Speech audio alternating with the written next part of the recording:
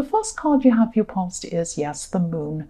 Yes. I'm just seeing, what I'm seeing here is wanting something to happen, waiting for something to happen, stressing about this thing that someone wants to happen. I'm saying someone because I'm not seeing this is about you. I'm actually seeing this is about someone else. Someone else was really, really feeling a bit lost at this time. They were lost in their thoughts. That's what I'm seeing. And yes, this is another person. And yes, they were just feeling that something, yes, they were thinking of you at this time. They were thinking of you at this time, and I'm seeing they were looking down and just surveying the situation, thinking about the past times that you've had. I'm seeing looking down and surveying and thinking and looking back, because I am looking at these two watchtowers in this card.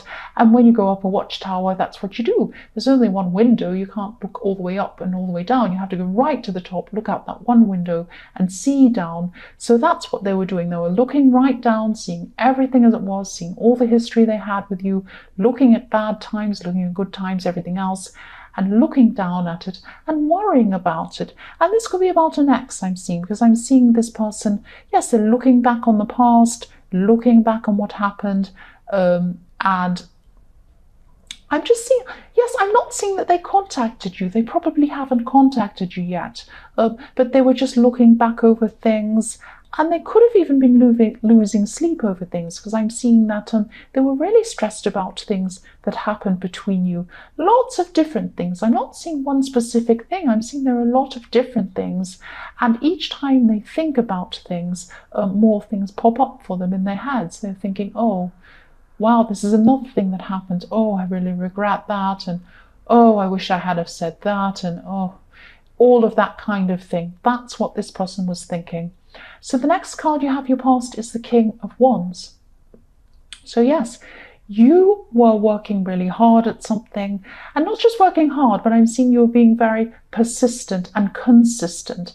So what I mean by that is you were trying to get back into the swing of things. So I'm seeing you probably had a break in a project or something you're working on or something like that. You were probably forced to take a break from this for some reason. And now at this time, you just decided to get back into this again. And I'm seeing that you're going to keep on pushing forward. You were doing this at this time. And yes, just consistently working on whatever this was. And yes, this is like putting in the same number of hours day after day. So it's like being consistent, putting in the hours, and it might not even have been, you might not have even been focused on the end results at this time. It might be that you were just setting up habits for yourself, good habits for yourself, really positive habits, and you might not even realize what you're setting yourself up for. You are working on something, but it was like, if I work consistently on this every single day, I keep on doing this, I keep this up, I'm going to get into the habit of doing this day after day after day, and it's going to become like second nature to me. And that's fantastic. That's very, very positive. That's what I'm seeing you were doing. The last card you have for your past is the Two of Pentacles. So yes, this card is often about, it's about juggling things, obviously. It can be about third parties, someone juggling two people. It can be feeling overwhelmed with all these things you have to juggle. It can be all sorts of different things. I sometimes see in this card that this is a bit like an entertainer, a bit like a jester, a bit like a juggler. So sometimes they used to have, these entertainers at this time. And sometimes I see this card like that. He looks a bit silly, his hat's a bit silly, and he's just juggling things, amusing people. So that's what I'm seeing in this card. And why I'm seeing that is that I'm seeing that someone felt like they weren't taken seriously. And I'm seeing that this is about you. You were feeling like you weren't taken seriously in your more distant past. This made a huge impact on you throughout your whole life. I'm seeing that you've always gone out of your way to be taken seriously, to stand up for yourself, to make sure that people take you seriously. I'm not seeing you yelling. I'm not seeing you arguing with people. You're just very determined to be taken seriously. Now I'm seeing that probably someone in your more distant past, maybe right back to when you were a child or a lot younger than you are now, you weren't taken seriously, and you were like, from now on, I'm going to be taken seriously. I am going to be determined to be taken seriously. I'm not going to have that happen to me ever again. It could be that this person in the Moon card was not taking you seriously.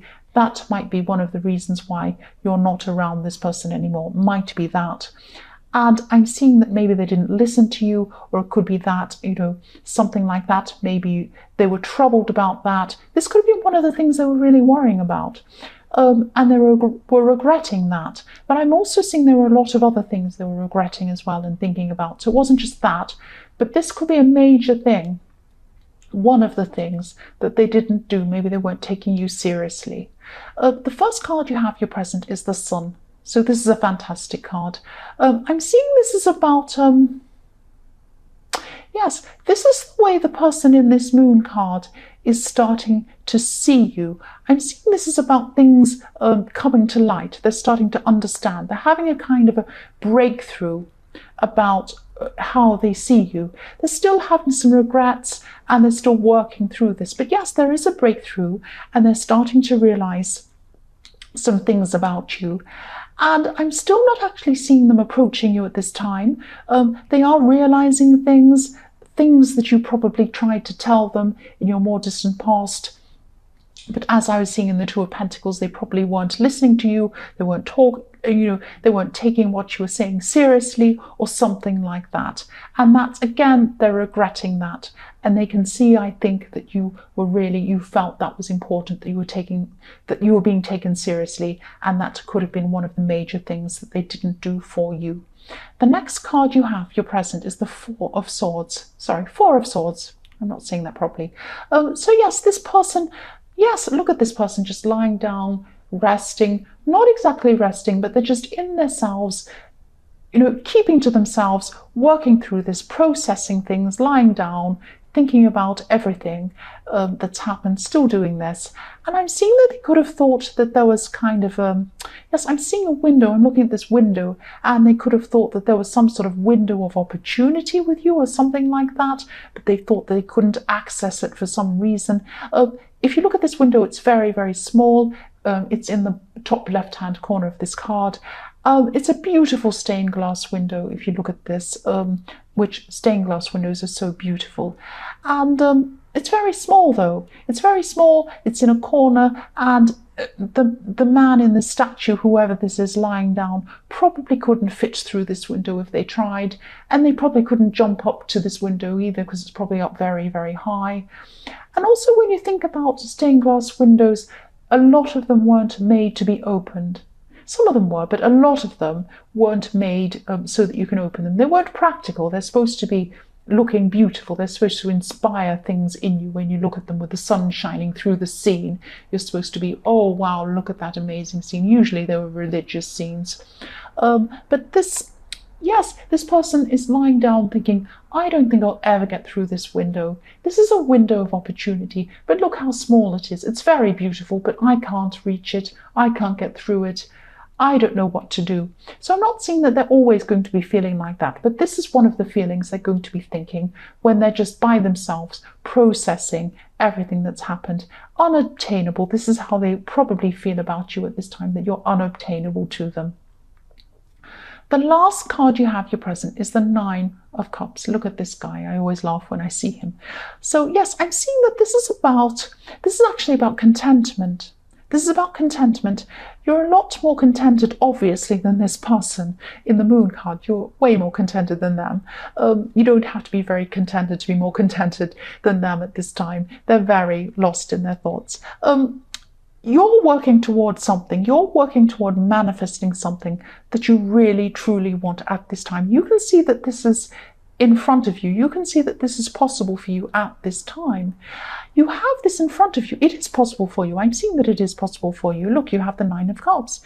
Just be careful that, you might have to actually, you might have to lose something or maybe sacrifice something to get to where you want to go with this thing or whatever it is you want to manifest.